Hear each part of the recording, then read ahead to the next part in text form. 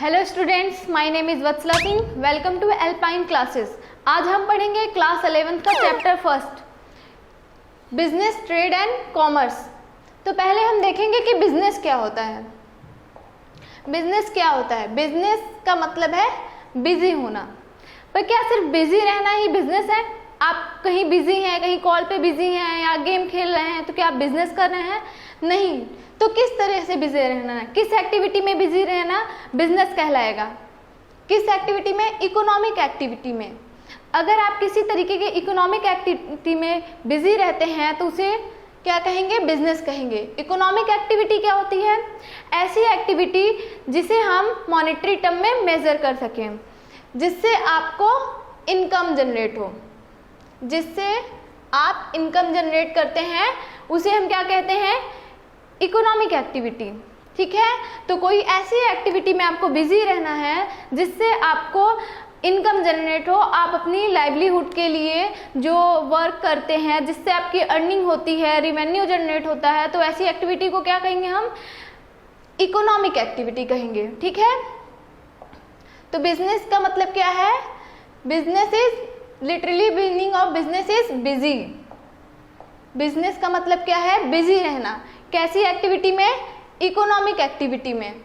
Okay, तो business is an economic activity जिसमें क्या आते हैं? Production and sale of goods and services. Production और सेल क्या होता है? प्रोडक्शन किसे कहते हैं? मैन्युफैक्चरिंग को। आप कोई रॉ मटेरियल ला के उसे फिनिश्ड गुड्स में कन्वर्ट करते हैं, उसी को हम क्या कहेंगे? प्रोडक्शन कहेंगे या मैन्युफैक्चरिंग कह सकते हैं। आप रॉ मटेरियल जैसे कि एग्जांपल ले सकते हैं कि आप वुड से पेपर बनाते हैं, उससे आप क्या कहते हैं? नोट्स बनाते हैं, नोटबुक्स बनाते हैं, तो उसे हम क्या कहेंगे? या बुक्स बनाते हैं, उसे हम क्या कहते हैं? कि रॉ मटेरियल से लेके आप उसको बुक में या नोटबुक में कन्वर्ट कर रहे हैं, तो आप क्या कर रहे हैं? प्रोडक्शन का काम कर रहे हैं। और सेल्स क्या होता है? आपने जिस नोटबुक या फिर बुक को मैन्युफैक्चर किया है, बनाया है, उसको अगर मार्केट में ले जाके आप सेल करते हैं प्रॉफिट मार्जिन ऐड करके, तो उसे हम क्या कहेंगे? सेलिंग कहेंगे। ये क्या सिर्फ आप गुड्स को ही सेल कर सकते हैं? नहीं, आप सर्विस को भी सेल कर सकते हैं। सर्विस में क्या आती है? सर्विस में आप अगर डॉक्टर के पास जाते हैं, उससे कंसल्ट करते हैं कि हाँ मुझे ये प्रॉब्लम है, तो उसके बदले जो आप फीस पे करते हैं, तो वो क्या कर रहे हैं? आप सर्विस ले रहे हैं डॉक्टर से, कि आप कंसल्टेशन ले रहे हो, जो फीस दे रहे हैं उसमें क्या आपने गुड्स परचेस किया है? नहीं, बट आप पे कर रहे हैं किस लिए? सर्विस के लिए पे कर रहे हैं। आप लॉयर से जाते हैं, लॉयर से क्या आप कुछ परचेस करते हैं? नहीं, आप आपके ऊपर कोई केस है या फिर आपको कोई केस लड़ना है या करना है, किसी के ऊपर स्यू करना है, तो उसके लिए भी आप लॉयर को क्या कहेंगे? एक फीस देंगे। तो क्या आप लॉयर से कुछ बाई कर रहे हैं? नहीं, आप उससे क्या कर रहे हैं? उसकी सर्विस ले रहे हैं। तो और जो पे करेंगे वो क्या होता है? सर्विस चार्ज आपने पे किया है। तो कोई ऐसी इकोनॉमिक एक्टिविटी जिसमें आप प्रोडक्शन या सेल का काम करते हैं, गुड्स एंड सर्विस का, किस मोटिव से? आप कोई भी काम करते हैं तो उसके पीछे आपका एक मोटिव होता है। अगर आप पढ़ाई करते हैं तो आपके पीछे क्या मोटिव रहेगा पढ़ने का? कि हमारे अच्छे मार्क्स आ जाए, हमारे पेरेंट्स खुश हो जाएं, हमको नॉलेज गेन हो, नॉलेज के लिए आप पढ़ाई करते हैं, या अच्छी जॉब के लिए। तो आपका कोई भी काम करते हैं तो क्या आपके उसके पीछे क्या आपका एक मोटिव रहता है। अगर आप गेम खेलते हैं तो आपको उससे क्या होता है? खुशी मिलती है, या तो आप फ्रेंड्स के साथ चिल करते हैं तो आप उसके पीछे भी एक मोटिव रहता है कि हाँ इंजॉयमेंट होगा। ठीक है, तो ऐसे बिजनेस का क्या मोटिव होता है? Earning profit. बिजनेस क्यों करते हैं हम लोग? प्रॉफिट अर्न करने के लिए। अगर आप कोई ऐसी एक्टिविटी कर रहे हैं जिससे आपका प्रॉफिट अर्न नहीं हो रहा है, तो उसे बिजनेस नहीं कह सकते हैं। ठीक है, तो बिजनेस के लिए एम क्या होना चाहिए? अल्टीमेट एम होना चाहिए अर्निंग प्रॉफिट। तो क्या सिर्फ प्रॉफिट अर्न करके ही हम बिजनेस कर सकते हैं? नहीं, आजकल इतना कंपटीशन हो गया है कि आपको अगर बिजनेस में टिके रहना है, आपको मार्केट में सरवाइव करना है, तो आपको सिर्फ प्रॉफिट अर्न करना मोटिव अगर आपका रहेगा तो आप सरवाइव नहीं कर पाओगे। आपके पास कस्टमर्स कैसे आएंगे? अगर आपका प्रोडक्ट जो आप उन्हें सेल कर रहे हैं या सर्विस प्रोवाइड कर रहे हैं अगर बेस्ट होगा, तभी तो आपके कॉम्पिटिटर्स को आप बीट करके मार्केट में अपना एक पोजीशन क्या कर सकते हैं, बनाए रख सकते हैं। अगर कस्टमर आपके पास आएगा तो क्यों आएगा? आप किसी शॉप पे जाते हैं और वहाँ का शॉपकीपर आपसे बहुत अच्छे से पोलाइटली बात करता है कि यस सर आपको क्या चाहिए, कि हाँ भैया आपको क्या चाहिए, अच्छे से आपसे क्या करता है, पेश आता है, बर्ताव करता है। और वहीं कहीं आप दूसरे शॉप पे जाते हैं, वहाँ पे आपसे रूडली बात की जाती है कि हाँ बताओ क्या है, ठीक है नहीं है जाओ यहाँ से। और वहीं फर्स्ट जो शॉपकीपर है वो आपसे अच्छे से बोलेगा कि मैम ये अभी अवेलेबल नहीं है, बट हम कोशिश करेंगे कि हम आपको बाद में अवेलेबल करा दें, या तो आपको प्रॉब्लम हुई नहीं हम अवेलेबल करा पा रहे हैं उसके लिए सॉरी। तो ऐसे आप किस शॉपकीपर के पास जाना पसंद करेंगे? जो आपसे पोलाइटली बात कर रहा हो, अच्छी सर्विस दे रहा हो, और वहीं कोई रूडली आपसे पेश आ रहा है, आपसे अच्छे से बात नहीं कर रहा है, उसकी सर्विसेज अच्छी नहीं है, तो आप वहाँ जाना चाहेंगे? नहीं, क्योंकि आजकल मार्केट में एक शॉप तो है नहीं, कोई भी प्रोडक्ट आप टूथपेस्ट से लेके क्लॉथ्स ले लीजिए, इतने ब्रांड्स और आपके पास ऑप्शंस अवेलेबल हैं, इतने अल्टरनेटिव्स हो गए हैं कि कस्टमर को अगर आपको अट्रैक्ट करना है तो आपको अपने अंदर चेंजेस लाने पड़ते हैं, इनोवेशंस करने होते हैं, न्यू प्रोडक्ट्स लाने होते हैं और उन्हें अच्छी सर्विस प्रोवाइड करनी होती है। और साथ ही साथ उनके जो नीड्स है उनको सेटिस्फाई करना ज़रूरी होता है। तो प्रॉफिट अर्न करना है with satisfying human needs. Human needs को सेटिस्फाई करते हुए उनको क्या करना होता है, प्रॉफिट अर्न करना होता है। बिजनेस में प्रॉफिट अर्न करना मोटिव तो होता ही है, और हम कोशिश करते हैं कि हम जो हमारे कस्टमर्स हैं उनके नीड्स और वांट्स को क्या करें, सेटिस्फाई कर सके, उन्हें अच्छी से अच्छी गुड्स एंड सर्विस प्रोवाइड कर सके, ताकि वो कस्टमर जो है हम उसे लॉन्ग टर्म के लिए रिटेन कर सके, अपना कस्टमर बनाए रख सके। और जो प्रोस्पेक्ट कस्टमर्स हैं, जो कि और लोग हैं जो जिन्हें हमारे ब्रांड से या फिर प्रोडक्ट में इंटरेस्ट है, उन्हें भी हम अपना कस्टमर बना सकें।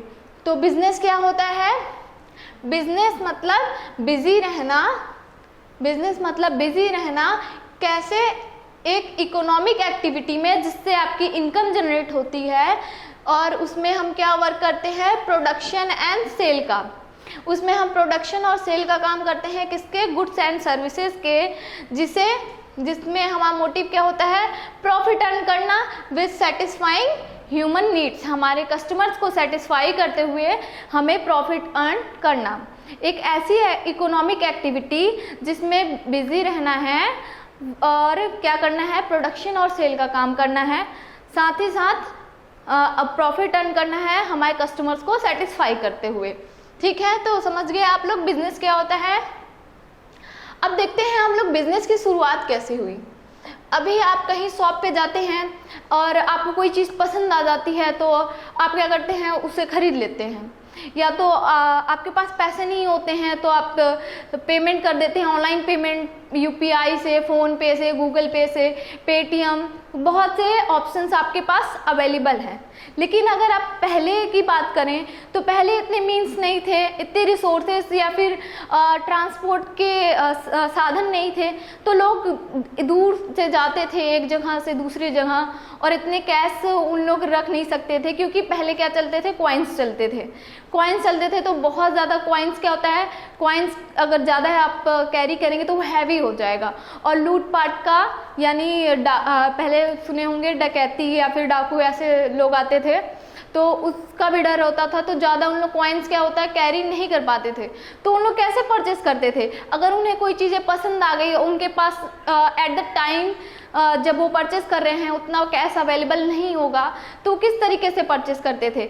अगर अब इस टाइम क्या है, आपके पास कैश अवेलेबल नहीं है, तो आप फ़ोन पे या गूगल पे या फिर ऑनलाइन पेमेंट्स, नेट बैंकिंग का यूज़ करके पे कर सकते हैं। बट पहले तो ये सब नहीं था, जब बैंक नहीं था तो क्या यूज़ होता था, कैसे लोग पेमेंट करते थे, और अगर आपके पास फ़ोन पे या ये सब भी नहीं है तो आप क्या कर सकते हैं, एटीएम अगर कार्ड है तो उससे आप तुरंत कैश निकलवा सकते हैं या तो चेक का यूज़ कर सकते हैं। तो पहले किस तरीके से पेमेंट हुआ करती थी, जब लोगों के पास कैश अवेलेबल नहीं होता था ह्यूज अमाउंट में, और लेकिन उन्हें कहीं जाते थे तो कुछ पसंद आ जाता था, कैसे परचेस करते थे। तो हमारे इंडिजीनस बैंकिंग सिस्टम में पहले क्या हुआ करता था, चलिए देखते हैं। इंडिजीनस बैंकिंग सिस्टम ये क्या होता है, घरेलू बैंकिंग सिस्टम। इंडिया में जो पहले जहाँ से बैंकिंग सिस्टम की शुरुआत हुई, किस तरीके से हुई, पहले क्या यूज होता था, हुंडी। अब ये हुंडी क्या होता है, हुंडी एक डॉक्यूमेंट होता है, ऐसा डॉक्यूमेंट आपने बिल ऑफ एक्सचेंज पढ़ा होगा, promissory notes, bill of exchange, cheque. तो उसी तरीके पहले क्या यूज होती थी, हुंडी यूज होती थी, जो कि वर्नाकुलर लैंग्वेज में लिखी जाती थी। किसमें, वर्नाकुलर, ठीक है, वर्नाकुलर में लिखी जाती थी। अब ये वर्नाकुलर क्या होती है, वर्नाकुलर लैंग्वेज वो लैंग्वेज होती है जो आपके एरिया में यूज़ होती है, क्षेत्रीय भाषा।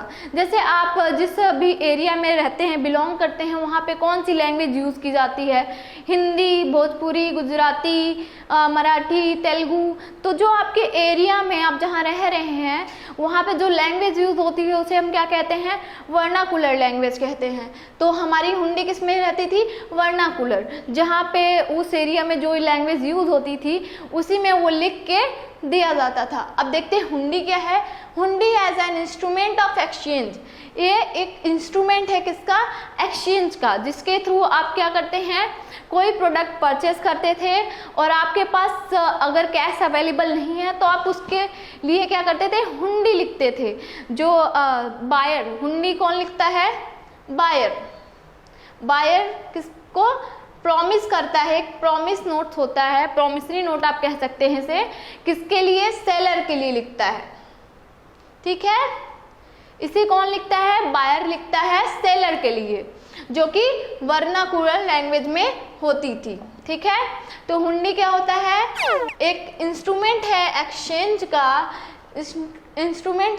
का, which was prominent in subcontinent, जो कि पहले क्या था, प्रमुख रूप से यूज किया जाता था, ठीक है।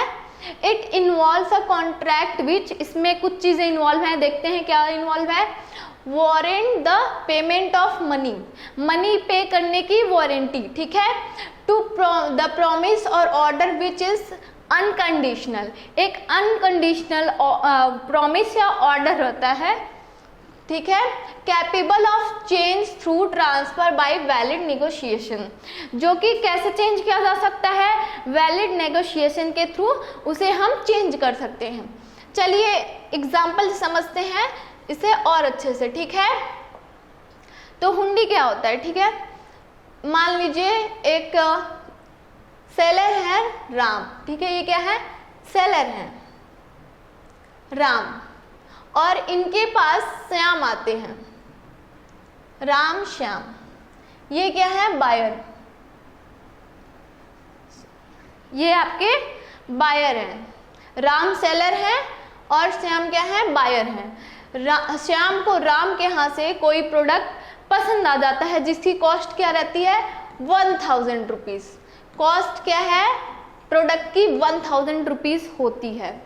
अब श्याम के पास at the time money available नहीं होती है, तो वो कहते हैं राम से कि मैं आपको हुंडी लिख के देता हूँ, ठीक है, मैं आपसे वो प्रोडक्ट परचेस करना चाहता हूँ, किस पे, क्रेडिट पे।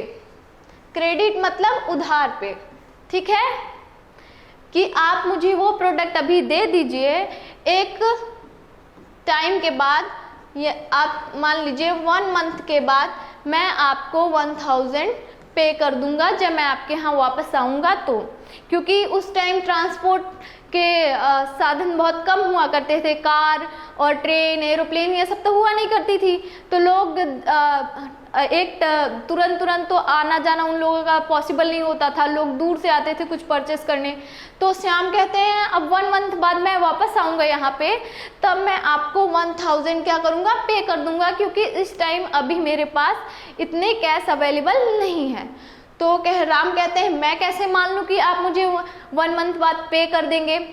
अगर आपके जैसे फ्रेंड्स होते हैं क्लास में तो कहते हैं कि उनका अगर पेन ख़त्म हो जाता है या वो भूल जाते हैं तो कहते हैं भाई आज पेन दे दो, मैं तुमको कल लौटा दूंगा, ठीक है। तो वो क्या करते हैं, उसे रख लेते हैं।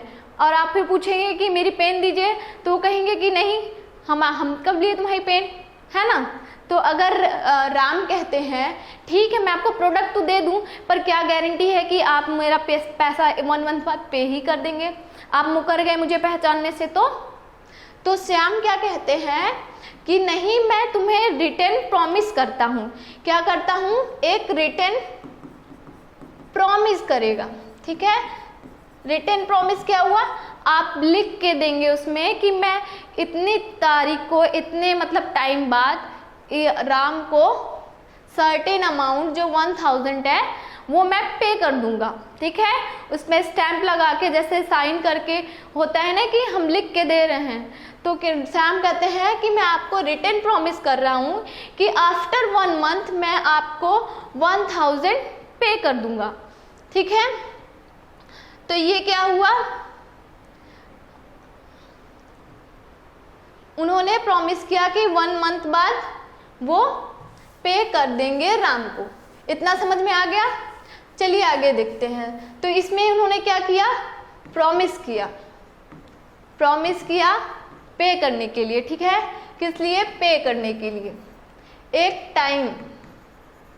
एक सर्टेन टाइम या फिक्स टाइम के बाद उन्होंने एक सर्टेन अमाउंट पे करने के लिए प्रॉमिस किया, ठीक है।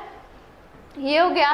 तो आप इसे प्रॉमिसरी नोट की तरह देख सकते हैं। और ये क्या होता है, वर्नाकुलर लैंग्वेज में होता है, वर्नाकुलर में यानी आपकी क्षेत्रीय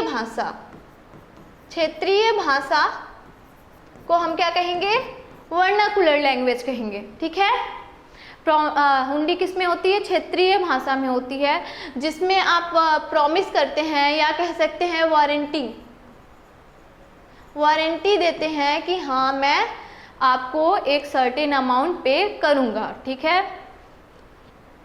ये आपका क्या था, ये आपका था हुंडी। और हुंडी में क्या होता है, चलिए देखते हैं। हुंडी में एक इंस्ट्रूमेंट है एक्सचेंज करने का। Hundi as an instrument of exchange, जिसमें जो पहले के टाइम बहुत फेमस था, यूज़ किया जाता था। और उसमें वारंटी करते हैं, पेमेंट ऑफ मनी का प्रॉमिस करते हैं।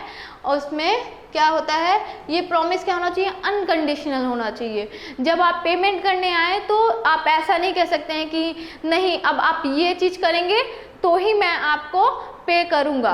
तो आप जो प्रॉमिस कर रहे हैं वो अनकंडीशनल होना चाहिए, उसमें कोई शर्त नहीं होनी चाहिए। और capable to change through transfer by valid negotiation. अब वैलिड नेगोशिएशन के थ्रू इसमें चेंजेस भी कर सकते हैं। अब ये क्या होता है वैलिड नेगोशिएशन, अगर ये पुराने एग्जाम्पल पे ही चलते हैं कि राम श्याम है, उन्होंने कहा था क्या कि 1 मंथ के बाद वो क्या करेंगे, उन्हें वापस से पे कर देंगे, ठीक है।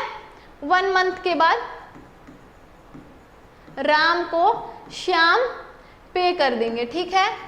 अब 1 मंथ के बाद श्याम जाते हैं राम के यहाँ, उनका जो एरिया है वहाँ पे विजिट करने जाते हैं और वो राम से मिलते हैं। और वहाँ राम के शॉप पे उनको कोई प्रोडक्ट पसंद आ जाता है, किसको, श्याम को। अब राम के यहाँ कोई प्रोडक्ट पसंद आ जाता है, ठीक है। तो श्याम क्या कहते हैं कि मुझे ये प्रोडक्ट चाहिए और उसकी कॉस्ट भी क्या है, सेम है, ठीक है, 1000 ही है, 1000 ही है कॉस्ट। राम को श्याम को कितना पे करना था, आफ्टर 1 मंथ 1000। अब श्याम को जो प्रोडक्ट पसंद आया है राम के यहाँ से, उसकी कॉस्ट भी क्या है, 1000 है। तो वो क्या करेंगे, उसको बाई करना चाह रहे हैं। अब वो कहते हैं कि 1000 का जो प्रोडक्ट है आप मुझे दे दीजिए, ठीक है। राम के यहाँ से श्याम 1000 का प्रोडक्ट ले रहे हैं और वो क्या कहते हैं कि जो आप मुझे 1000 पे करने वाले थे, अब आप मुझे वो पे मत करिए, उसकी जगह आप मुझे ये 1000 का प्रोडक्ट दे दीजिए। उससे क्या हुआ, अब वो पे नहीं करेंगे, ठीक है, ये यहाँ पे निल हो गया। तो अब राम को भी कोई पेमेंट श्याम को नहीं करना होगा, क्योंकि वो मनी की जगह उन्हें क्या दे देते हैं, कोई प्रोडक्ट दे देते हैं जो कि सेम कॉस्ट की थी। ठीक है, तो वैलिड नेगोशिएशन के थ्रू इसमें कुछ चेंजेस किए जा सकते हैं। अगर मान लीजिए कि राम को 1000 पे करना था और श्याम को 500 का ही प्रोडक्ट पसंद आया, तो उन्हें सिर्फ 500 ही पे करना होगा, 500 पे नहीं करना होगा।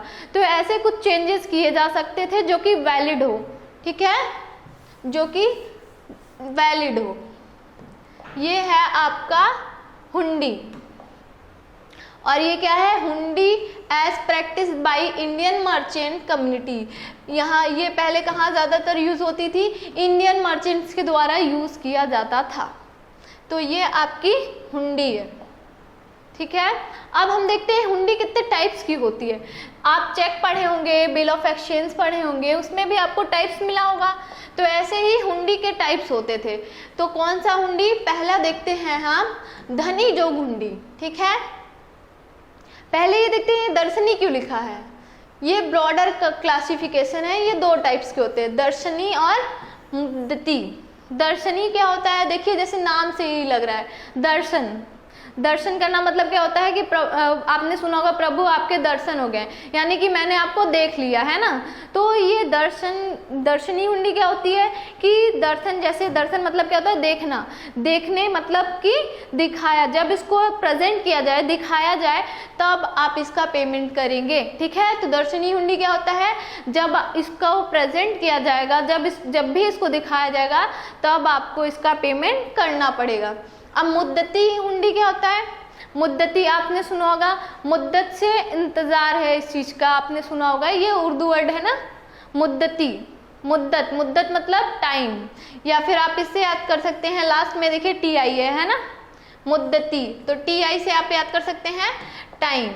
तो मुद्दती हुंडी में क्या होता है, एक टाइम पीरियड के बाद, जैसे राम श्याम को कब बोले थे पेमेंट के लिए, आफ्टर 1 मंथ। तो 1 मंथ क्या हो गया, टाइम, तो वो मुद्दती हुंडी है। ठीक है, एक फिक्स टाइम के बाद जब पेमेंट करेंगे आप हुंडी का, तो उसे क्या कहेंगे, मुद्दती हुंडी। ये आप ब्रॉडर क्लासिफिकेशन की बात करेंगे तो दो होता है, दर्शनी और मुद्दती। ठीक है, आप इसका नाम ऐसे भी ले सकते हैं, धनी जोग दर्शनी हुंडी। ठीक है, तो देखते हैं आप, अगर हम धनी जोग हुंडी की बात करें तो धनी जोग हुंडी क्या होती है, जैसे नाम से लिख रहा है धनी जोग। ठीक है, तो यहाँ पे क्या है, पेबल टू एनी पर्सन, किसी भी पर्सन को पे कर दिया जाएगा, no liability over who receive payment. और जो भी दिखाएगा, जो भी उस धनी जोग हुंडी को कैरी करेगा, ठीक है, यानी लेके आएगा, उसको पेमेंट कर दिया जाएगा। एनी पर्सन जो लेके जाएगा सेलर के पास, मतलब बायर के पास, सेलर या तो सेलर खुद जाए या तो उसके बिहाफ पे कोई पर्सन जाए, जो भी उस हुंडी को कैरी करेगा, जो भी धनी जोग हुंडी को कैरी करेगा, उसको पेमेंट रिसीव हो जाएगा और वहाँ बायर की कोई लायबिलिटी नहीं होगी कि पेमेंट लेने कौन आ रहा है। ठीक है, तो ये क्या है, धनी जोग हुंडी है, जिसमें आपको जो कैरी करेगा, जो हुंडी को कैरी करेगा, उसको पेमेंट कर दी जाएगी। तो ये आपका धनी जोग हुंडी है, payable to any person. Any person, किसी भी पर्सन को पे कर दिया जाएगा, जो भी उसे क्या करेगा, होल्ड करेगा, कैरी करेगा। ठीक है, ये आपका धनी जोग हुंडी है। और दूसरा क्या है, शाह जोग हुंडी। शाह जोग क्या है, जैसे शाह से क्या लग रहा है, शाही, रॉयल। ठीक है ना, क्या लग रहा है, रॉयल। क्या साउंड कर रहा है, शाह जोग हुंडी। कोई रॉयल पर्सन, यहाँ पे राजा महाराजा इन्वॉल्व है, तो इसमें क्या लिखा है देखते हैं, payable to a specific person. Specific person, किसी मुख्य पर्सन को, किसी समवन रिस्पेक्टेबल, किसी की ऐसा पर्सन जिसकी अच्छी खासी इमेज हो, नाम हो, वैल्यू हो, गुडविल हो, उस पर्सन के लिए कौन सी हुंडी लिखी जाती थी, शाह जोग हुंडी। तो शाह जोग हुंडी क्या होता है, payable to a specific person someone respectable, liability over who receive payment. ठीक है, तो ये ऐसे पर्सन के लिए जो जिसकी मार्केट में बहुत अच्छी खासी वैल्यू हो, कोई बड़ा सेठ या मर्चेंट हो या फिर कोई राजा महाराजा हो, तो उसके लिए कैसी हुंडी लिखी जाएगी? उसके लिए शाहजोग हुंडी लिखी जाएगी। आप इसको कैसे याद रख सकते हैं? धनी जोग को कैसे याद सकते हैं? धनी, ठीक है, कि जो भी इसको पाएगा वो क्या होगा? धनी हो जाएगा, मतलब कि जो प्रेजेंट करेगा वो धनी हो जाएगा, ठीक है, धनी जोग हुंडी। और शाहजोग कोई रॉयल, शाह मतलब शाही, कोई रॉयल, ऐसे याद कर सकते हैं कि किसी रॉयल पर्सन के लिए, किसी रिस्पेक्टेबल पर्सन या स्पेसिफिक पर्सन के लिए कौन सी हुंडी लिखी जाती थी? शाहजोग हुंडी। अब क्या है? फरमान जोग हुंडी। फरमान से कैसे लग रहा है, कैसे साउंड कर रहा है? फरमान, यानी फरमान मतलब क्या होता है? ऑर्डर, ठीक है। तो फरमान जोग हुंडी क्या होती है? नाम से ही क्लियर है कि फरमान यानी कि ऑर्डर, ऑर्डर करने पे जो आप पेमेंट करेंगे, यानी कि जब भी सेलर बायर को ऑर्डर करेगा कि या फरमान जारी करेगा कि हमको पेमेंट चाहिए, तब बायर को पेमेंट करनी पड़ेगी। तो फरमान जो हुंडी मेड पेबल टू ऑर्डर, ठीक है, ऑर्डर करने पे करना होगा। ये क्या है? फरमान जोग हुंडी। अब देखनहार हुंडी क्या होता है? देखनहार, जैसे नाम से देखनहार क्लियर हो रहा है कि देखने पे ही क्या होगा? पेमेंट करना होगा, ठीक है। Payable to the person presenter और बियरर, जो भी इसको प्रेजेंट करेगा, जो भी इसको दिखाएगा, उसको पेमेंट आपको करनी पड़ेगी। तो ये क्या है? देखनहार हुंडी, ठीक है। देखिए नाम से ही इसके आपको क्लियर हो जा रही है मीनिंग, ज़्यादा इसमें आपको दिमाग लगाने की जरूरत नहीं है। धनी जोग मुद्दती हुंडी, पेबल टू एनी पर्सन, किसी भी पर्सन को, no liability over who receive payment but payment over a fix time. क्योंकि ये धनी जोग हुंडी अभी आपने ऊपर पढ़ा है, वो धनी जोग दर्शनी हुंडी था, ठीक है, दिखाने पे आपको पेमेंट करना होता। ये धनी जोग मुद्दती हुंडी है, ठीक है, कंफ्यूज नहीं होना है। ये धनी जोग मुद्दती है और वो धनी जोग दर्शनी हुंडी थी, ठीक है। मुद्दती का क्या मैंने बताया था? टाइम। यहाँ पे मीनिंग सेम है, बस एक फैक्टर क्या आ जा रहा है? टाइम, कि एक फिक्स टाइम के बाद जो कोई भी उसे दिखाएगा, उस धनी जोग हुंडी को प्रेजेंट करेगा, उसको क्या करना है? पेमेंट करना है एक फिक्स टाइम के बाद। ये आपका क्या है? धनी जोग हुंडी, ठीक है, धनी जोग मुद्दती हुंडी था। अब फरमान जोग मुद्दती हुंडी क्या है? ये भी सेम है जैसे कि आपने फरमान हुंडी पढ़ा है, बस इसमें भी क्या आ जा रहा है? मुद्दती, यानी कि टाइम। ये देखिए TI लिखा है ना, टाइम याद कर लीजिएगा इससे, TI मतलब टाइम, ठीक है। तो फरमान हुंडी में क्या है कि जब भी एक फिक्स टाइम के बाद आपको ऑर्डर किया जाएगा पेमेंट के लिए, आपको उस क्या हुंडी का पेमेंट करना होगा। ये आपका फरमान जोग हुंडी हो गया। अब जोखिमी हुंडी क्या है? जोखिम से जैसे लगता है कि हाँ, क्या इसमें इन्वॉल्व है? रिस्क। इसमें क्या इन्वॉल्व है? रिस्क इन्वॉल्व है। रिस्क कैसा रिस्क? देखते हैं। Drawn against dispatch of goods, dispatch of goods, and देखिए if goods lost in transit the drawer or holder bearer the cost, ठीक है, and the drawee carries no liability, ठीक है। ये इसमें क्या है? जैसे कि हम राम और श्याम का ही एग्जाम्पल लेते हैं, ठीक है, राम और श्याम का एग्जाम्पल लेते हैं। तो राम ने क्या किया था? श्याम से परचेस किया था, ठीक है, गुड्स बाई किया था। अब इनको अपने हाथ तक गुड्स ले जाने हैं, गुड्स हैवी हैं, तो श्याम कहते हैं कि हाँ मैं आपको गुड्स डिलीवर कर दूंगा, मैं आपके जो गोडाउन है या फिर जो आपका घर है वहाँ तक मैं क्या करूँगा? गुड्स आपको डिलीवर कर दूंगा। तो राम ने कहा ये तो अच्छी बात है, ठीक है। तो श्याम क्या कहते हैं कि ठीक है मैं आपको डिलीवर कर दूंगा। तो राम कहते हैं कि जब, हाँ ठीक है, जब तक पेमेंट मैं तब करूँगा जब वो गुड्स मेरे यहाँ डिलीवर हो जाएंगे, ठीक है, जब वो मेरे यहाँ गुड्स डिलीवर हो जाएंगे मेरे गोडाउन में, तभी मैं आपको उसका पेमेंट करूँगा।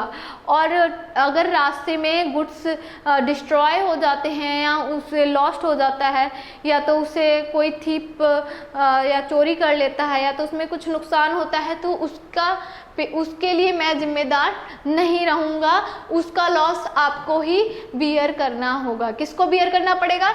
श्याम को, जो सेलर है, ठीक है, जो सेलर है उसको ही बियर करना पड़ेगा। बायर कहता है जब तक वो डिलीवर नहीं हो जाएगा, डिलीवर नहीं हो जाता गुड्स कैसे सही सलामत, मैं पेमेंट नहीं करूँगा, मैं पेमेंट नहीं करूँगा। तो इसमें कौन रिस्क बियर कर रहा है? इसमें रिस्क बियर कर रहा है आपका सेलर। जो सेलर है वो जब तक गुड्स के डिस्पैच होने से लेके डिलीवरी होने तक रिस्क कौन बियर करेगा?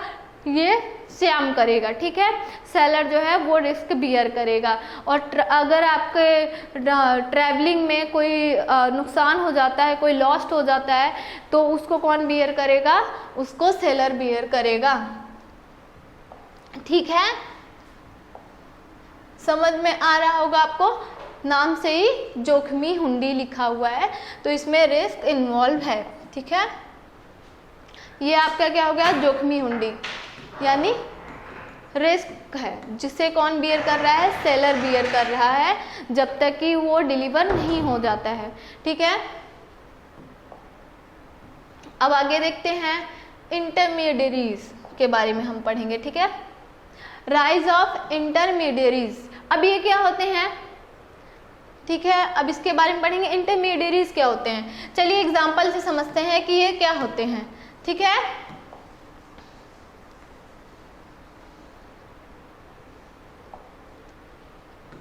इंटरमीडियरीज,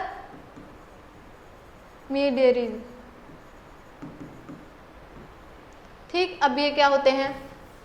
जैसे कि राम श्याम, या तो मान लीजिए आप हैं और आपके एरिया का कोई शॉपकीपर है, ठीक है। आपके एरिया, जैसे आपको अगर टूथपेस्ट ही लेने जाना है, वहाँ का आपके एरिया का कोई शॉपकीपर है। ये कौन है? शॉपकीपर, ठीक, आपके एरिया के शॉपकीपर। आपको कोई प्रोडक्ट लेना है और आप जाएंगे अपने एरिया के शॉपकीपर से, आपको लेना है एक टूथपेस्ट। टूथपेस्ट किस कंपनी का? पतंजलि का, ठीक। किसका?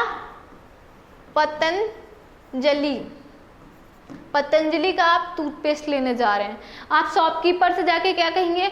भैया हमको पतंजलि का क्या करिए, टूथपेस्ट दे दीजिए। और ये आपको दे देता है, 50 रुपीज़ हुए, आपने शॉपकीपर को पेमेंट किया और टूथपेस्ट लेते आए। लेकिन आप तो पतंजलि का ले रहे हैं, तो पतंजलि के ऑफिस में जाके या फिर जो जहाँ मैन्युफैक्चर हो रहा है वहाँ जाके क्यों नहीं ले रहे हैं? उसके भी आप पे शॉपकीपर जो सेल कर रहा है, ये क्या है? यही आपका है इंटरमीडियरीज, यानी कि जो मैन्युफैक्चरर है, जो मैन्युफैक्चरर है उससे और जो कस्टमर, आप क्या है यहाँ पे? कस्टमर है, ठीक है। कस्टमर के जो बीच का जो चैन में जितने भी आते हैं, या वो होलसेलर हो चाहे रिटेलर हो, जो भी सेलिंग का काम करते हैं, किससे? मैन्युफैक्चरर से प्रोडक्ट परचेस करके कस्टमर को सेल करने का काम जो भी करता है, उसे क्या कहेंगे हम? इंटरमीडियरीज कहेंगे। इन्होंने खुद क्या पतंजलि में मैन्युफैक्चरिंग का काम किया है? नहीं, इन्होंने खुद मैन्युफैक्चरिंग का काम नहीं किया है, पर ये क्या कर रहे हैं? यहाँ पे सेल कर रहे हैं, ठीक है। ये जो आपका शॉपकीपर्स हैं वो मैन्युफैक्चरिंग का काम नहीं कर रहे हैं पर सेल कर रहे हैं। तो मैन्युफैक्चर के लेके कस्टमर के बीच जो भी आता है, बीच में सेंटर में जो आता है पर्सन, उसे क्या कहेंगे हम? इंटरमीडियरीज कहेंगे, ठीक है। ये आप उसे इंटरमीडियरीज कह सकते हैं, ठीक, समझ गए आप।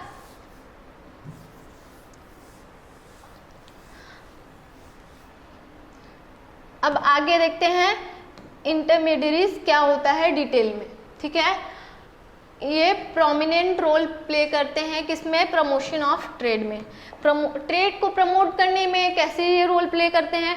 कैसे किसी भी कोई कंपनी है या ब्रांड है, उसके बारे में आपको न्यू आई है तो आपको कैसे पता चलता है?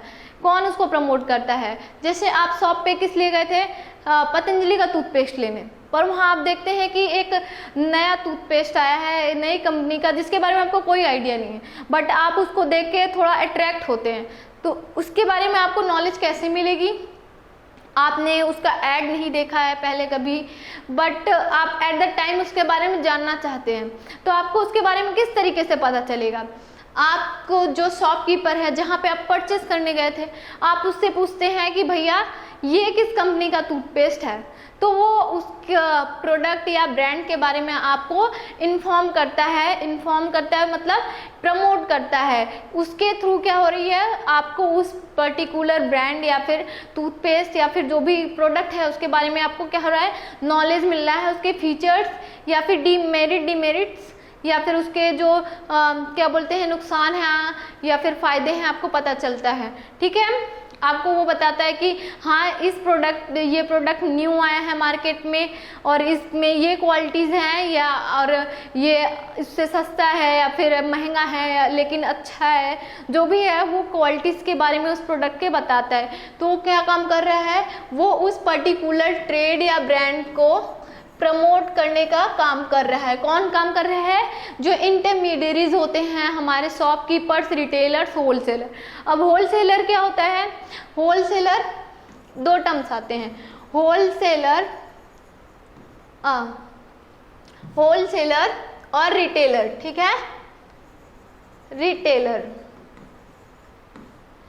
होलसेलर, जैसे होल से लग रहा है ना, होल मतलब ज्यादा, पूरा। ठीक है, तो ये क्या करते हैं, मैन्युफैक्चरर से, जो हमारा मैन्युफैक्चरर रहता है उससे एक बल्क में यानी इकट्ठे एक ह्यूज अमाउंट में प्रोडक्ट को परचेस करते हैं और छोटे छोटे पार्ट्स में, यूनिट्स में क्या करते हैं, उसको सेल करते हैं, या तो खुद से सेल करते हैं या ये रिटेलर्स को सेल कर देते हैं। ठीक है, मान लीजिए इन्होंने 1000 प्रोडक्ट मैन्युफैक्चरर से परचेस किया और इसमें से उन्होंने 200 का यूनिट बना के क्या करते हैं, रिटेलर को सेल कर देता है, या तो सिंगल पीस या फिर जितना भी छोटी छोटी क्वांटिटी में कस्टमर को ही डायरेक्ट सेल करते हैं।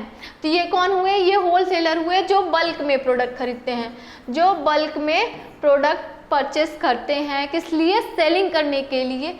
कौन होते हैं वो होलसेलर होते हैं। और रिटेलर्स क्या होते हैं, जो एक छोटे छोटे अमाउंट में प्रोडक्ट को बाई करते हैं, किस लिए, सेल करने के लिए एंड कस्टमर को, जो लास्ट कस्टमर होते हैं हमारे, उनको क्या बोलते हैं, सेलिंग का काम कौन करता है, रिटेलर्स करते हैं। जैसे आपके शॉपकीपर्स हो गए, जो आपके ग्रोसरी स्टोर्स आप जाएंगे, किराने की दुकान में, वहाँ पे जो आपके जो शॉपकीपर्स होते हैं वो क्या होते हैं, उन्हें हम रिटेलर्स कह सकते हैं। वो छोटे छोटे अमाउंट में प्रोडक्ट को बाई करते हैं, किस लिए, सेल करने के लिए। वो ना मैन्युफैक्चरिंग का काम करते हैं और वो मैन्युफैक्चरिंग का काम नहीं करते हैं, वो क्या करते हैं, होलसेलर से परचेस करते हैं या तो डायरेक्ट मैन्युफैक्चरर से एक छोटे अमाउंट में, और वो कस्टमर को सेलिंग का काम करते हैं। तो वो कौन है, रिटेलर्स हो गए। ठीक है, समझ में आ गया, होलसेलर और रिटेलर क्या होता है। तो वो क्या करते हैं, जो इंटरमीडियरीज होते हैं, होलसेलर और रिटेलर दोनों ही क्या होते हैं, इंटरमीडियरीज होते हैं। वो क्या करते हैं, किसी भी ट्रेड को प्रमोट करने में एक प्रोमिनेंट रोल, मुख्य रोल, इंपॉर्टेंट रोल प्ले करते हैं। और क्या, provide financial security in return of risk taken. अब इसको भी एक एग्जांपल से समझते हैं कि मान लीजिए कि आपके घर में सबके यहाँ मोबाइल है और आपके मोबाइल का वायर जो है, जो केबल है वो ख़राब हो गया है, और आप किसी से मतलब वायर को परचेस करने के लिए शॉप पे जाते हैं। वहाँ पे आपको वो बोलते हैं कि भैया ये वायर लीजिए, ये लोकल है लेकिन ये 100 रुपीज़ का है। ये क्या है, 100 रुपीज़ का है, लेकिन ये क्या है, लोकल है। पहले इन्होंने क्या किया, इन्होंने आपको इन्फॉर्मेशन दी। ठीक है, इन्फॉर्मेशन आपको मिली कि ये 100 रुपीज़ वाला लोकल है, अगर ये 1-2 महीने चलेगा ख़राब हो जाएगा, इस पर कोई वारंटी नहीं है। ठीक है, इस पर कोई वारंटी नहीं है, इसका रिस्क आपको खुद बेयर करना पड़ेगा। और वहीं ये दूसरा वायर उन्होंने दिखाया कि ये थोड़ा महंगा है, 200 का है। ठीक है, उसकी कॉस्ट क्या है 200 है, बट इसमें 3 मंथ्स की या 6 मंथ की क्या है वारंटी दे रहे हैं हम, ठीक है, वारंटी दे रहे हैं 6 मंथ की, कि अगर ये खराब हो जाता है, अगर ये 6 मंथ के विदिन 6 मंथ या 3 मंथ अगर ये आपका वायर ख़राब होता है केबल, तो मैं इसे क्या करूँगा एक्सचेंज कर दूँगा, आपको इसके बदले न्यू वायर दे दूँगा, ठीक है। वो क्या कहता है इसकी गारंटी मैं ले रहा हूँ कि अगर ये ख़राब होगा 6 मंथ के अंदर तो मैं क्या करूँगा, मैं इसे एक्सचेंज कर दूँगा, इसके बदले आपको न्यू वायर दे दूँगा। तो वो क्या आपको एक फाइनेंशियल सिक्योरिटी प्रोवाइड कर रहा है कि आप अगर इस प्रोडक्ट में इस 200 वाले या फिर जो भी अमाउंट का प्रोडक्ट है, इस पर आप अगर अपना पैसा इन्वेस्ट कर रहे हैं, लगा रहे हैं, परचेस कर रहे हैं, तो मैं आपको वारंटी देता हूँ कि मैं आपको अगर ये 6 मंथ के अंदर ख़राब होता है तो मैं इसे एक्सचेंज करके दूंगा। तो यहाँ रिस्क कौन बियर कर रहा है, यहाँ रिस्क वो सेलर बियर कर रहा है, इंटरमीडियरीज बियर कर रहा है, किसके बिहाफ पे, मैन्युफैक्चरर के बिहाफ पे, क्योंकि मैन्युफैक्चरर ने उससे सेल करते वक्त जब उसने मैन्युफैक्चरर से बाई किया था तो मैन्युफैक्चरर ने बोला कि इस पे 6 मंथ की वारंटी है, ठीक है। तो वो आप उसके बिहाफ पे आपसे क्या कर रहा है, डील कर रहा है कि अगर 6 मंथ के अंदर ये ख़राब होता है तो मैं आपको क्या करूँगा, एक्सचेंज कर दूँगा, रिस्क मैं लूँगा, रिस्क मैं बियर करूँगा, ठीक है। तो वो इंटरमीडियरीज यहाँ पे आपको फाइनेंशियल सिक्योरिटी प्रोवाइड कर रहा है खुद रिस्क बियर करते हुए, ठीक है। तो ये रिस्क बियरिंग का काम यहाँ कौन कर रहा है, हमारे इंटरमीडियरीज कर रहे हैं। Comprises of commission agent, broker और डिस्ट्रीब्यूटर। अब इसमें क्या क्या आते हैं, इसमें हमारे एजेंट्स आते हैं, ब्रोकर आते हैं, डिस्ट्रीब्यूटर आते हैं। एजेंट्स कौन, एजेंट्स किसे हम कहते हैं, जो किसी के बिहाफ पे उसे रिप्रेजेंट करता है, ठीक है। जैसे कंपनी के एजेंट्स आपने सुने होंगे, तो वो क्या करते हैं, वो क्या कंपनी के मालिक होते हैं, नहीं, वो कंपनी को जस्ट प्रेजेंट करते हैं। तो किसी पर्टिकुलर ब्रांड को या फिर ब्रांड को प्रेजेंट जो करते हैं उन्हें क्या हम कह सकते हैं, एजेंट कह सकते हैं, ठीक है। जिससे आप वायर खरीद रहे थे शॉपकीपर से, वो क्या खुद वो इसे मैन्युफैक्चरर कर रहा था, मैन्युफैक्चरिंग का काम कर रहा था, नहीं, वो खुद मैन्युफैक्चरिंग का काम नहीं कर रहा था, बट वो आपको वारंटी क्यों दे रहा था, वो कंपनी के एजेंट के रूप में काम कर रहा था, वो एक तरह से कंपनी के एजेंट के रूप में परफॉर्म कर रहा था कि कंपनी के बिहाफ पे मैं गारंटी लेता हूँ कि अगर ये खराब हो जाएगा तो मैं आपको ये क्या करूँगा, रिटर्न या एक्सचेंज करके दूंगा। तो वो क्या काम कर रहा था, एजेंट का काम कर रहा था। ब्रोकर क्या होते हैं, जैसे कि अगर आपके घर में कोई सामान, लैंड समझ लीजिए, लैंड कोई परचेस करना चाह रहे हो, अगर घर बनवाना होता है तो उसके लिए क्या चाहिए होता है, लैंड, या फिर कोई बिजनेस ही आप ओपन करना चाह रहे हैं तो उसके लिए आपको अगर लैंड की ज़रूरत है, आप परचेस करना चाह रहे हैं, आपकी एक रिक्वायरमेंट होगी कि ऐसा एरिया होना चाहिए, यहाँ पे ऐसा मतलब शहर से इतनी दूर होना चाहिए या फिर इतने स्क्वायर फीट में होना चाहिए। तो वो क्या आपको उसके बारे में, लैंड के बारे में जैसा आप परचेस करना चाह रहे हैं उसके बारे में कैसे पता चलेगा, उस पर्टिकुलर कोई जैसे एरिया है या फिर सिटी है, वहाँ पे ब्रोकर्स काम करते हैं। वो क्या आप उन ब्रोकर से मिलते हैं, उन्हें अपनी रिक्वायरमेंट बताते हैं कि हाँ मुझे ऐसे ऐसे ये मेरी रिक्वायरमेंट्स है, मुझे इस फीचर का चाहिए कि ये गांव मतलब शहर से पास में हो, मेरी ये कॉस्ट है, इस कॉस्ट के अंदर मुझे चाहिए लैंड। तो आप ब्रोकर को अपना क्या होता है, अपनी सारी रिक्वायरमेंट्स, अपना बजट सब बताते हैं, उसके बिहाफ पे वो क्या करता है, ब्रोकर वो डीलर से बात करता है, जिसका लैंड होता है, जो सेल करना चाहता है उससे बात करता है और कई लैंड्स आपको दिखाता है कि आपके पास ये ऑप्शंस अवेलेबल हैं, इसमें से आप कोई पसंद करके आप इसे बाई कर सकते हैं, ठीक है। वो क्या करता है, सेलर जो सेल करना चाहता है लैंड, उससे बात करते हैं, और वो जो परचेस करना चाहता है मतलब सेलर और बायर के बीच जो एजेंट का काम कर रहा है, यहाँ कि सेलर और बायर को क्या कर रहा है, मिलाने का काम कर रहा है, उसे हम क्या कहते हैं, ब्रोकर कहते हैं। लेकिन इसमें इसका क्या प्रॉफिट है, ये क्यों ब्रोकर का काम कर रहा है, ये क्यों काम कर रहा है, इसको क्या मिलता है उसके बदले, कमीशन। ब्रोकर को क्या मिलते हैं, कमीशन, ठीक है। जो अगर आप लैंड परचेस कर रहे हैं किसी ब्रोकर के थ्रू, किसी ब्रोकर के थ्रू आप सेलर से मिल रहे हैं और वो लैंड बताता है कि हाँ इतना ये लैंड की कॉस्ट है और इसमें मैं 2% कमीशन लूँगा, तभी मैं आपको ये मतलब सेलर से मिलवाऊंगा और आपको लैंड दिलवा सकता हूँ जैसा आपको चाहिए आपके बजट के हिसाब से, ठीक है। तो वो एक फिक्स कमीशन लेगा। वो काम कौन करता है? ब्रोकर करता है। ब्रोकर क्या लेते हैं? कमीशन, ठीक है। अब डिस्ट्रीब्यूटर क्या होता है? मान लीजिए आपने फ्लिपकार्ट से कोई प्रोडक्ट ऑर्डर किया है, कोई बुक ऑर्डर कर ली है, आपको वो कौन डिलीवर करता है? क्या फ्लिपकार्ट खुद आके देते हैं? नहीं, आपको डिलीवरी बॉय, उस एरिया के जो डिलीवरी एजेंट्स होते हैं वो आपको क्या करते हैं? डिलीवरी का काम करते हैं, डिलीवर करने का काम करते हैं। अगर आप जब ऑर्डर करते हैं तब ऑर्डर शिप होने से लेकर डिलीवर होने तक आप देखेंगे कि वो कई जगह जाते हैं, वो प्रोडक्ट कई सिटीज़ से होते हुए या फिर गोडाउन से होते हुए आता है, तब आपको वो मिलता है। तो वो क्या होता है? कई स्टेप्स से होते हुए आपके पास आप क्या होता है? डिलीवर होता है, पहुंचता है। तो वो उसको क्या कह सकते हैं? हम डिस्ट्रीब्यूशन का काम कह सकते हैं, ठीक है। डिस्ट्रीब्यूट करना मतलब बांटना। जैसे कि आप किसी पूजा में बैठे हों तो वहाँ पे जो पुजारी होता है वो पूजा कंप्लीट होने के बाद क्या करता है? प्रसाद बांटता है। तो उसी को क्या कहते हैं? हम डिस्ट्रीब्यूट करना, ठीक है, बांटना। तो ये इंटरमीडियरीज किसका काम करते हैं? डिस्ट्रीब्यूशन का भी काम करते हैं। वो कोई प्रोडक्ट ले आके मैन्युफैक्चरर से होते हुए होलसेलर, रिटेलर, फिर वो कस्टमर के पास पहुंचता है। तो ये डिस्ट्रीब्यूशन चैनल से, कई डिस्ट्रीब्यूशन चैनल से होते हुए कस्टमर तक आता है प्रोडक्ट। तो इसीलिए इंटरमीडियरीज किसका काम करते हैं? डिस्ट्रीब्यूशन का काम भी करते हैं, ठीक है। और क्या काम करते हैं? फॉरेन ट्रेड में इंटरमीडियरीज का क्या रोल है? फॉरेन ट्रेड क्या होता है? जो अपने डोमेस्टिक जो एरिया है उससे बाहर जाके, जो हमारी कंट्री है उससे बाहर जाके अगर हम कोई ट्रेड करते हैं, ग्लोबल ट्रेड या फिर इंटरनेशनल ट्रेड, उसे हम क्या कहते हैं? फॉरेन ट्रेड कहते हैं, ठीक है। जो हमारी कंट्री में ट्रेड नहीं हो, डोमेस्टिक ट्रेड ना हो, उसको हम क्या कहेंगे? फॉरेन ट्रेड कहेंगे, ठीक है।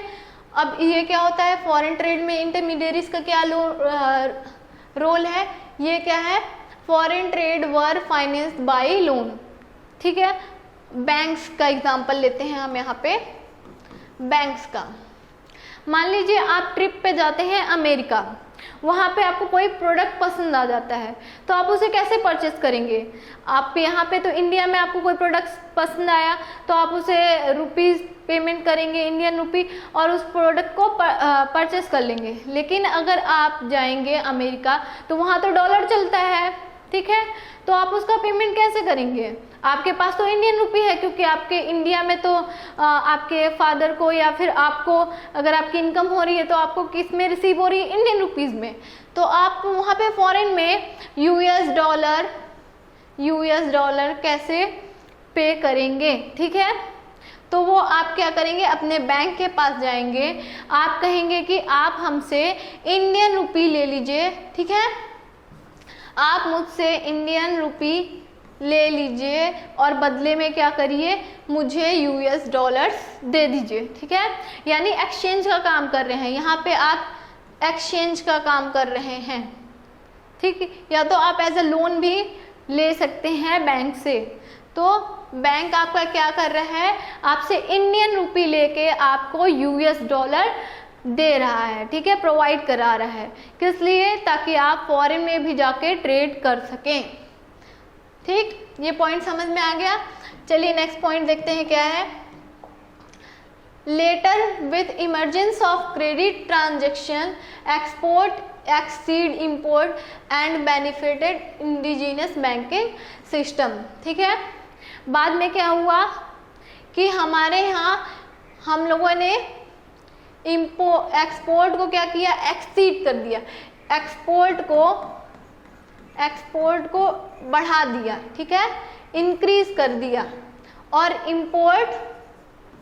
इंपोर्ट को कम कर दिया, ठीक।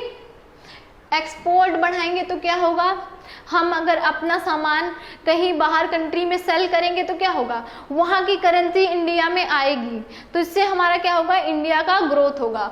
तो हम लोगों ने क्या किया, हम लोगों ने अपना एक्सपोर्ट एक्सीड कर दिया और इंपोर्ट कम कर दिया। इंपोर्ट क्या होता है, जब हम फॉरेन कंट्रीज से कोई प्रोडक्ट या फिर सर्विस परचेस करते हैं तो उसे हम क्या कहेंगे, हम इंपोर्ट का काम कर रहे हैं, ठीक है।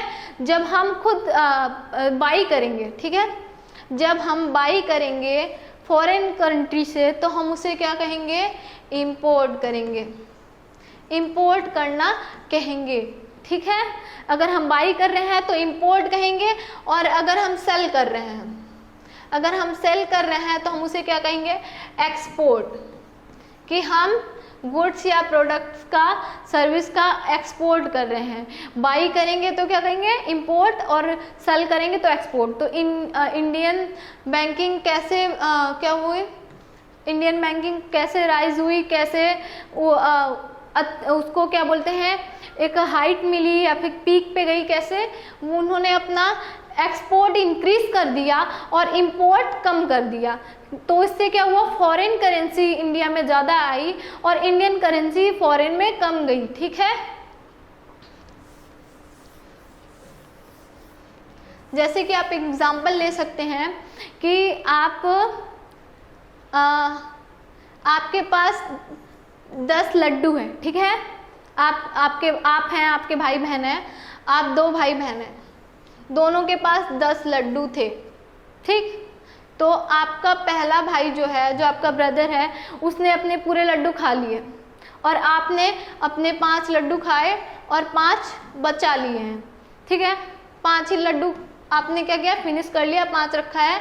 और ये लड्डू देख के आपके भाई को क्या होती है, लालच आने लगती है, वो कहता है कि मुझे प्लीज़ दे दो। तो तुम क्या करते हो कि नहीं, मैं ऐसे नहीं दूंगा, मुझे इसके बदले क्या करो, तुम मुझे इसके बदले कुछ पैसे दो, तब मैं तुमको क्या करूँगा, ये लड्डू दूंगा। तो वो कहता है ठीक है, क्योंकि उसको बहुत लालच आ रही है, वो कहता है ठीक है। उसने कहा कि मुझे 2 लड्डू दे दो, मैं तुम्हें 20 रुपये दूंगा। तो आप क्या करते हैं, कहते हैं ठीक है। तो आप इस 5 लड्डू में से 2 लड्डू अपने भाई को दे देते हैं और उसके बदले आपको क्या होता है, 10 रुपीज़ पर लड्डू मिलता है। तो कितना रुपीज़ मिल गया आपको, 20। अभी आपके पास क्या है, 3 लड्डू भी बचे हैं और आपके पास 20 रुपीज़ भी आ गए, है ना। तो वैसे ही हम लोगों ने क्या किया, अपना एक्सपोर्ट बढ़ा दिया और इंपोर्ट कम कर दिया। तो हमारे पास पैसे ज़्यादा आए और हम लोगों ने बाहर पैसे कम खर्च किए। मतलब हम लोगों ने अपना, अगर हमारे पास एक्सपोर्ट 1000 का हम लोगों ने किया, हमारे पास कितना रहा है, 1000 का हम लोगों ने सेलिंग किया, और इंपोर्ट हम सिर्फ 5000 का ही करते हैं, ठीक है। तो हमारे इंडिया में तो 1000 आ रहा है, पर इंडिया से जा कितना रहा है, 5000। तो ये हम लोगों ने काम किया, जिससे हमारी जो इंडिजिनस बैंकिंग सिस्टम था उसको बहुत बेनिफिट हुआ, फ़ायदा हुआ, ठीक। आगे देखते हैं क्या हुआ। Commercial bank and industrial bank involve financial, trade and commerce. अब कॉमर्शियल बैंक और इंडस्ट्रियल बैंक्स भी इमर्ज होने लगे, आने लगे, इस्टेब्लिश होने लगे, जिससे हमारे इंडियन बैंकिंग सिस्टम को और स्ट्रेंथ मिली। कॉमर्शियल बैंक्स क्या होते हैं, जैसे आप SBI, आपने SBI का नाम तो सुना होगा, state bank of India. State bank क्या करती है, आपसे डिपॉजिट लेती है, आपके saving accounts, current accounts open करके देती है।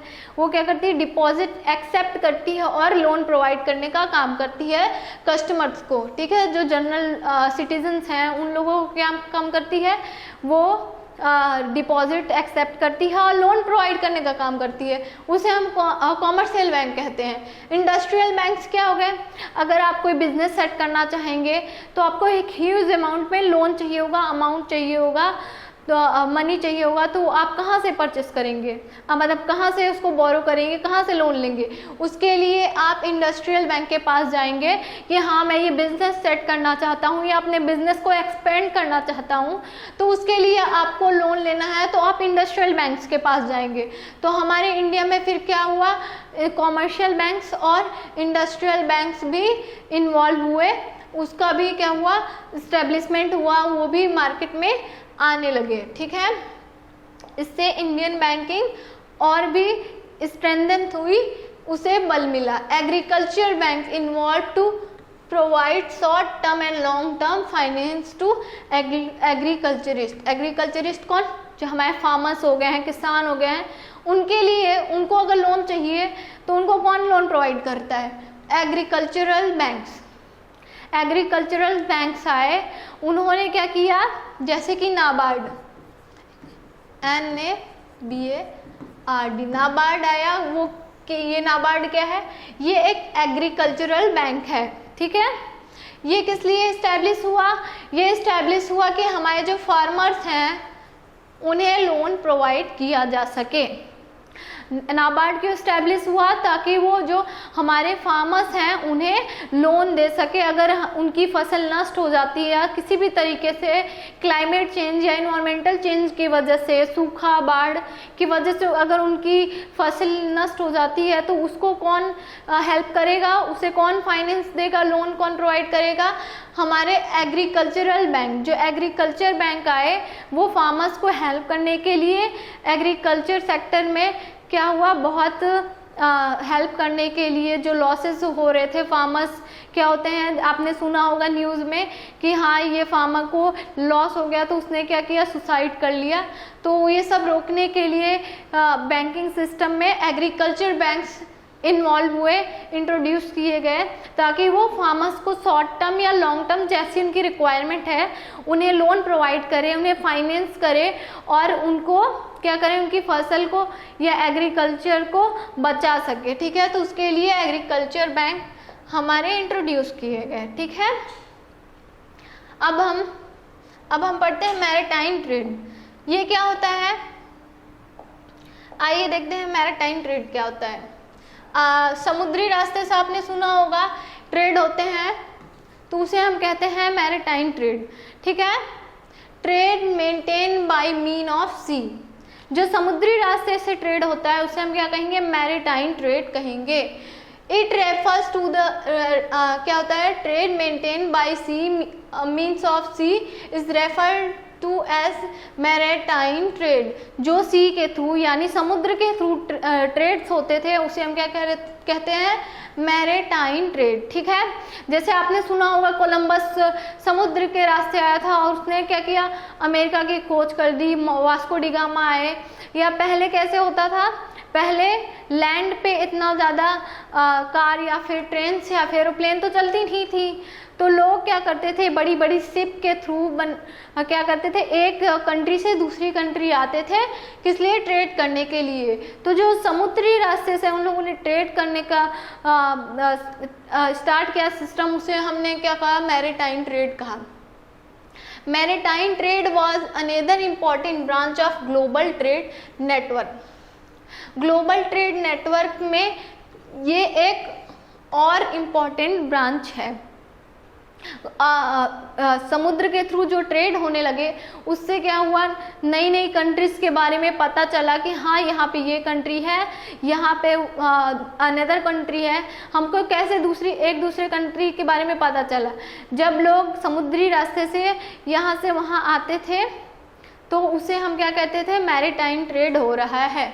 ठीक है, Malabar coast on which Muziris is situated. Malabar coast क्या है, जहाँ मुजिरिस सिचुएटेड है। Pepper was particularly valued in the Roman Empire and was known as black gold. Pepper को क्या कहा गया, पेपर को ब्लैक गोल्ड यानी काला सोना कहा गया। यहाँ पहले आपने सुना होगा ब्रिटिश यहाँ क्यों आए थे इंडिया में। ब्रिटिश यहाँ स्पाइसेस, इंडिया के जो मसाले हैं वो वर्ल्ड के बेस्ट मसाले हैं। इंडिया में जिस तरीके की मसाले पाए जाते हैं अदर कंट्रीज फॉरेन में इतने तरीके के मसाले नहीं पाए जाते हैं। तो इंडिया किस लिए हमारा फेमस है, मसाले के लिए। और पेपर को क्या कह दिया गया, रोमन एम्पायर में पेपर को ब्लैक गोल्ड ही कह दिया गया कि काला सोना है। सोचिए कितना इंडिया हमारा क्या है, हमारे इंडिया के वैल्यू देखिए, हमारे यहाँ जितने तरीके की मसाले स्पाइसेस पाए जाते हैं वो किसी और कंट्रीज़ में नहीं आते हैं। और यही चीज़ क्या होता था, फॉरेनर्स को जो ब्रिटिश हैं, ब्रिटिश शासक हैं, या रोमन एम्पायर वाले हैं, या फिर चाइनीज़ लोग यहाँ पे क्यों आते थे इंडिया में विजिट करने, या कोलंबस इंडिया में क्यों आना चाहता था, क्योंकि इंडिया में इतने तरीके के मसाले वैरायटीज़ अवेलेबल हैं जो कि अदर कंट्रीज़ में नहीं है, जिसके वजह से लोग आते थे इंडिया में यहाँ से परचेस करने या फिर खरीदने मसाले। ठीक है,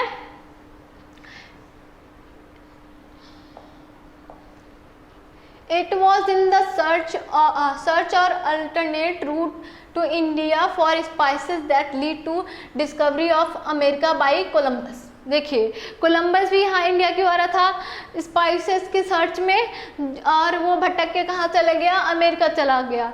तो सी के रूट से ही उसे क्या हुआ, वो इंडिया के लिए निकला था लेकिन वो अमेरिका चला गया। तो कोलंबस ने इंडिया के लिए निकला था लेकिन उसने अमेरिका की खोज कर दी। किस तरीके से, क्योंकि सी के रूट से वो निकला था। तो सी का रूट एक बहुत ही इम्पॉर्टेंट रोल प्ले करता कि यहाँ पहले के ज़माने में एक कंट्री को दूसरी कंट्री के बारे में जानने के लिए। ठीक है, इन द क्लोजिंग ईयर, कब उसने अमेरिका की खोज की थी, 15th century, and also brought Vasco da Gama to the shore of Malabar in 1498। और वास्को डी गामा भी उसी टाइम 1498 में क्या हुआ, उन्होंने मालाबार कोस्ट के पास जा पहुंचे थे।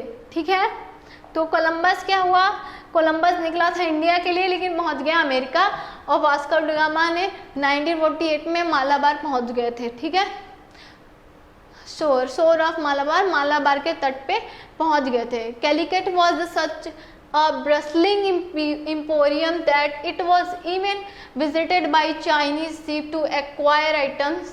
ठीक है, देखिए चाइनीज शिप्स भी आती थी, किस लिए, एक्वायर आइटम्स, चीज़ें खरीदने के लिए, जैसे कि इसेंशियल ऑयल्स हो गए हैं, ऑयल्स हो गए, और क्या, fragrant resin use in perfume, perfume में यूज़ करने वाले जो रीजन हो गए हैं, मेडिसिन हो गए हैं, और from the middle east as well as pepper को, जिसको ब्लैक गोल्ड रोमन एम्पायर में कहा गया है, diamond, pearls and cotton from India. तो देखिए, फॉरेन से कितने लोग आते थे इंडिया में डायमंड्स, पर्ल्स, या फिर पेपर्स, या फिर स्पाइसेस के लिए, और भी बहुत सी चीज़ें हैं जो जैसे इसेंशियल ऑयल्स हो गए, या फिर बहुत सी चीज़ें जो देखिए यहाँ पे क्या है, परफ्यूम बनाने के लिए, मेडिसिन के लिए लोग यहाँ के इंडिया में आते थे, परचेस करके ले जाते थे और उसे वहाँ पे यूज़ करते थे परफ्यूम बनाने के लिए, मेडिसिन बनाने के लिए, या स्पाइसेस ले जाते थे। ठीक है, कहाँ से, इंडिया से। कॉटन हो गया कपड़ों के लिए। ठीक, तो ये सब इंडिया किस लिए विजिट करते थे, इन सब चीज़ों के लिए। On the Coromandel coast Pulicat was a major port in the 17th century. ठीक है, कोरामंडल कोस्ट जो है वहाँ का पुलिकैट जो था वो एक पोर्ट था, डॉक था, बहुत ही बड़ा डॉक था 17th सेंचुरी में। ठीक है, textile were the principal export from Pulicat to South East Asia.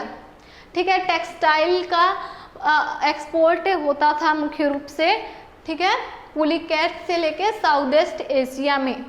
ठीक, टेक्सटाइल मतलब कपड़ों, ठीक है, कपड़ों का व्यापार होता था। तो आज के लिए इतना ही, आगे हम नेक्स्ट लेक्चर में पढ़ेंगे। और आज हम लोगों ने क्या क्या पढ़ा है कि बिजनेस क्या होते हैं, हुंडी क्या होती है, हुंडी के टाइप्स क्या होते हैं। ठीक है, कितनी टाइप्स की हुंडी होती है, जो हमारा जो इंटरमीडियरीज हुआ कैसे राइज हुआ, हमारी इंडिजीनियस बैंकिंग सिस्टम के बारे में, और हमारे सी के रूट मैरीटाइम ट्रेड जो हो गया, जो सी के थ्रू ट्रेड्स होते थे, इसके बारे में हम लोगों ने पढ़ा। ठीक है, अब हम कल आगे पढ़ेंगे। आज के लिए इतना ही, और जो आपको पढ़ाया गया है उसे अच्छे से आप रिवीजन कर लीजिएगा।